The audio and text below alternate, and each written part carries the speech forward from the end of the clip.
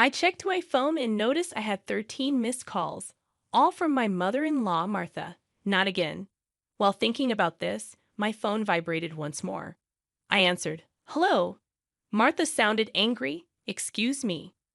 Wasn't the allowance for this month supposed to be $3,000? It's overdue? Excuse me. I told you to send the allowance. This month's payment hasn't been deposited yet." Martha ranted, ignoring my situation and only thinking about what she wanted. I was fed up with her. Even in this situation, she doesn't think about what she says and does, right? I have no choice but to go for my last option. I gathered my thoughts and told my phone, "Your son has passed away, so I can't send an allowance anymore. I'm Jennifer Smith, 32 years old, a busy woman working at a major financial firm and a housewife. I got married about 2 years ago to my beloved husband, Mark, whom I met through our shared hobbies. His kind nature and warm smile drew me in, and we quickly developed feelings for each other. After a year of dating, we got engaged, both convinced that we were the best for each other. We lived together without major quarrels and decided to marry. Everything was smooth until a problem arose. Martha, my mother-in-law. My father-in-law passed away a few years ago, leaving Martha as Mark's only family. The trouble began when I first visited her before our wedding. "Nice to meet you." Martha clearly showed displeasure. "So, you're Mark's fiancé?" "Yes, I'm Jennifer Miller." "You're a rather plain girl. I wonder what Mark sees in you, huh?" I couldn't tell if she was joking or serious. Having such words from my loved one's mother shocked me. Observing my distress, Mark scowled at Martha. "Hey, Mom, what's with the sudden harsh words? How can you say such things about the person I chose?" "No, Mark, I'm just trying to pick a suitable woman for you." "Pick? I'm the one who chose her. You have no right to interfere. Don't say it in such a cold way. I'm just telling the truth because I care about you. If you were really thinking of me, you'd simply support us. Why can't you understand such a simple thing?"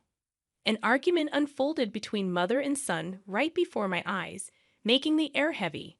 As it was my first meeting with Martha, I wasn't in a position to intervene. Despite the lingering awkwardness, we eventually conveyed our intent to marry. As we were leaving, Martha called out to Mark, sounding somewhat disgruntled. "Mark, can I have a word? You're going to keep that promise after you get married, right?" "What promise?" "You know about the allowance." "Ah, that. Yes, I'll be sure to take care of that. Can we not discuss it here, please?" "Well, I was just asking." The tension between my husband and his mother persisted, and discomfort hung thick in the air. In the car on the way home, I questioned Mark about the conversation he had with his mom as we were leaving. "Hey, Mark, about the talk you had with your mom." "Yeah, I should have told you about it, Jennifer. I heard something about an allowance.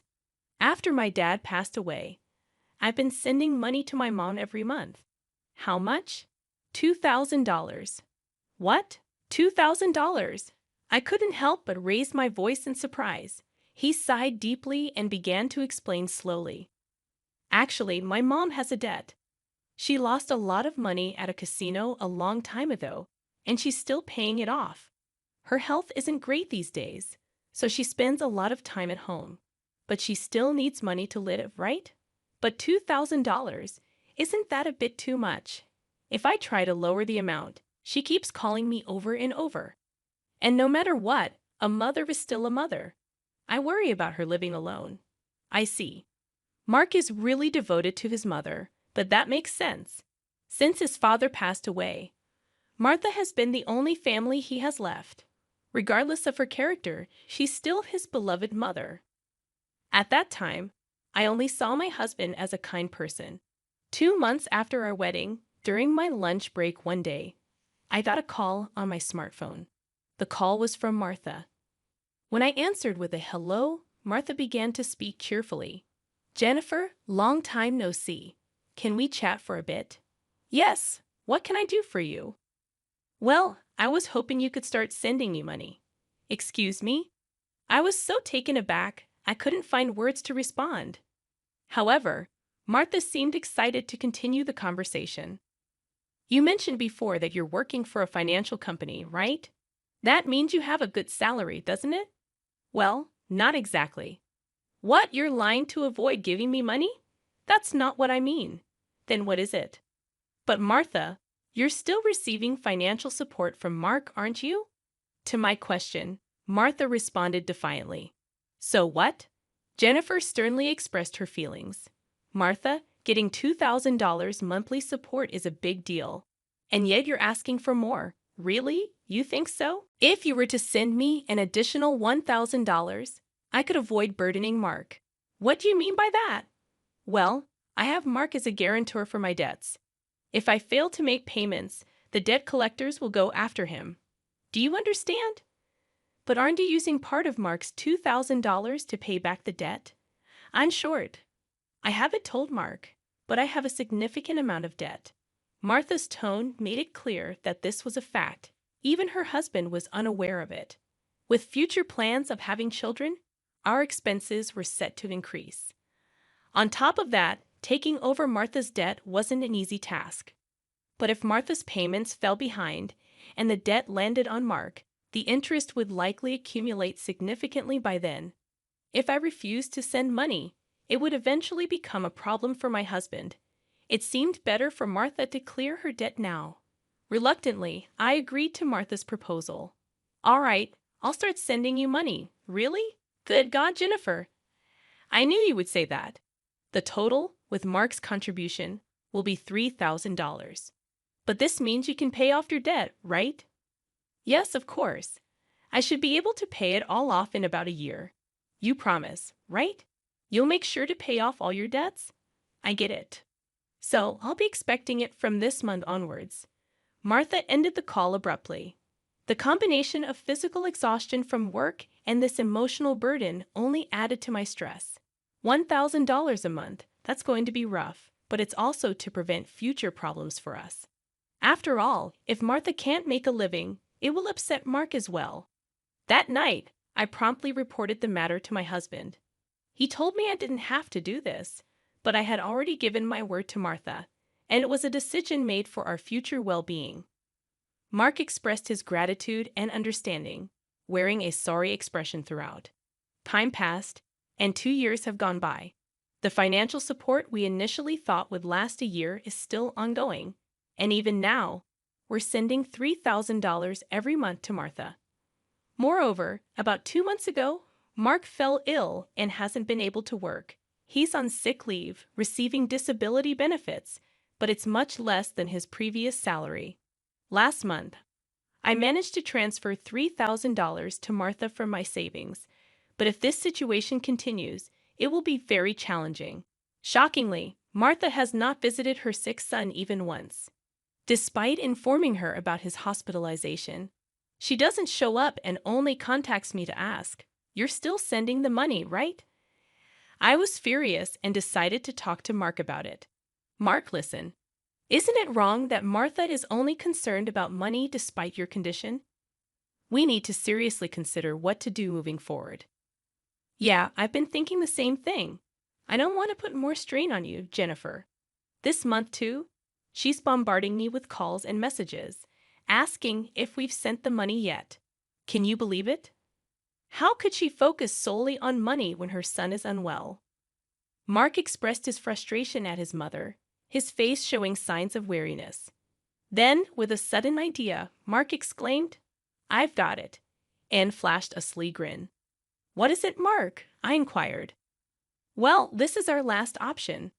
I've thought of something unconventional." "Yeah, for my mom." "What?" Mark proposed a plan beyond my imagination.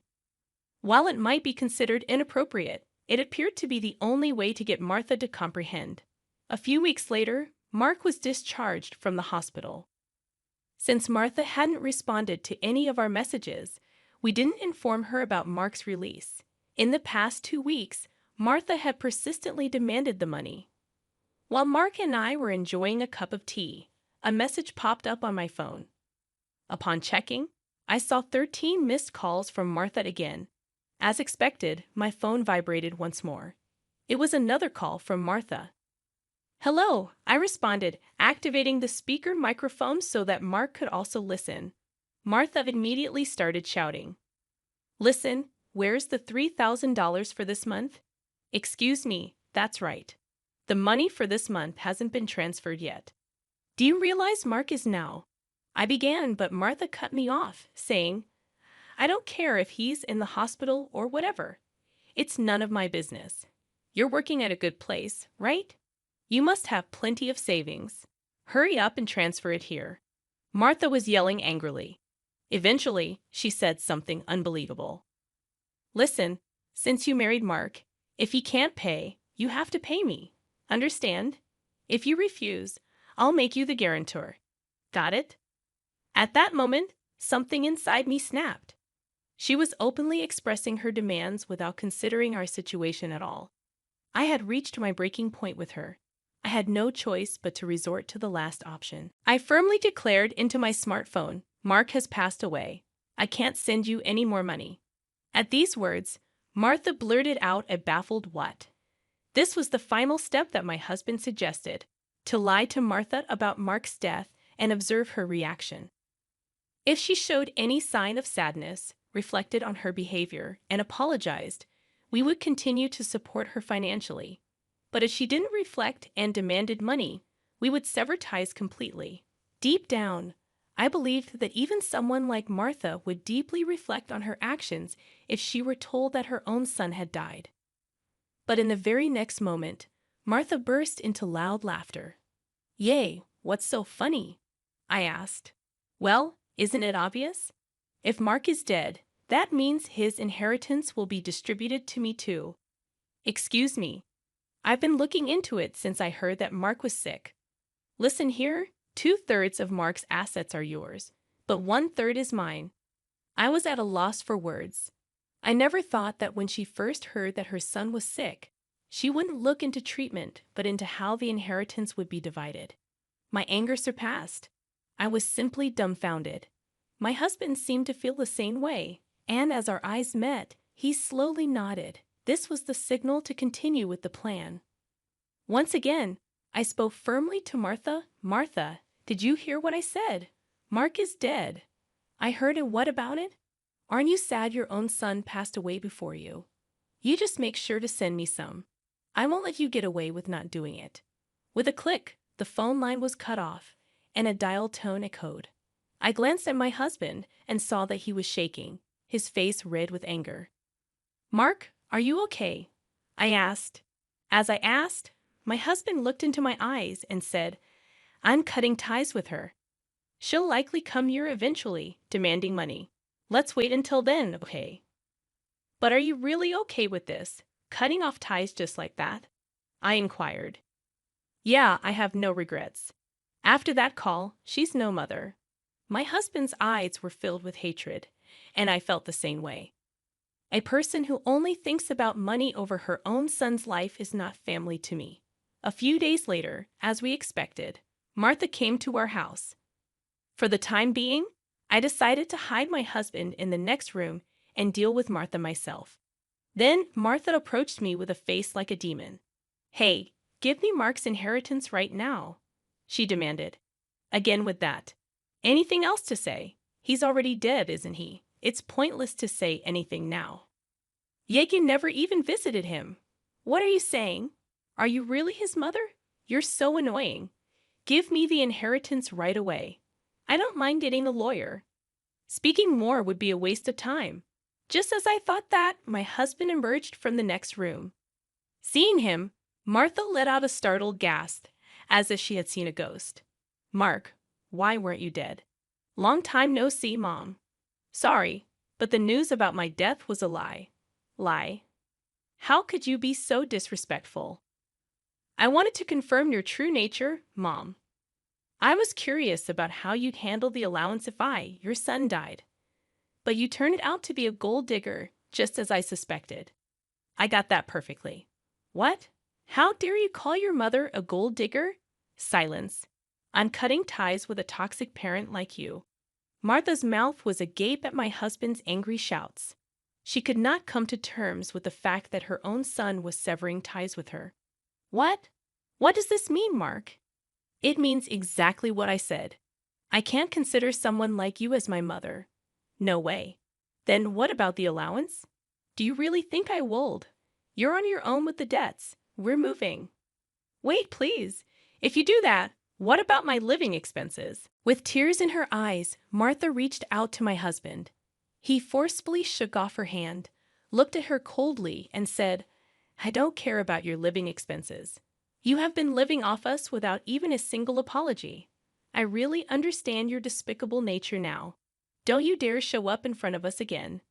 No, wait, Mark. Are you going to abandon your mother? Ignoring her words, my husband seized Martha's arm and guided her to the front door. He tossed her shoes and bag outside and escorted Martha out of the house. Martha created a commotion outside for a while but eventually disappeared, possibly unable to withstand the scrutiny of the neighbors. Despite her multiple attempts to contact us, we ignored all of them. Martha's number was set to be automatically rejected, and we completed our move. Regarding the issue of co-signing for the debts, it became invalid since Martha had made Mark the co-signer without his consent, absolving him of responsibility. Without the allowance from us, Martha seems to be leading a challenging life. It's only natural, given that she had been using the allowance for gambling instead of settling her debts. She still faces a substantial debt burden and is pursued by debt collectors daily. Unable to indulge in gambling anymore, she appears to be working tirelessly from dawn to dusk. It's unlikely that she will be able to fully clear her debts in the foreseeable future. She will have to keep working until she is physically unable to do so. This is entirely a consequence of her own actions. As for us, we are enjoying fulfilling days in our new home. My husband's health has stabilized, and he has returned to work. After some time, we discovered a new life growing in my belly. We are expecting an additional member in our family next year. Moving forward, we aim to cherish happy moments as a family of 3.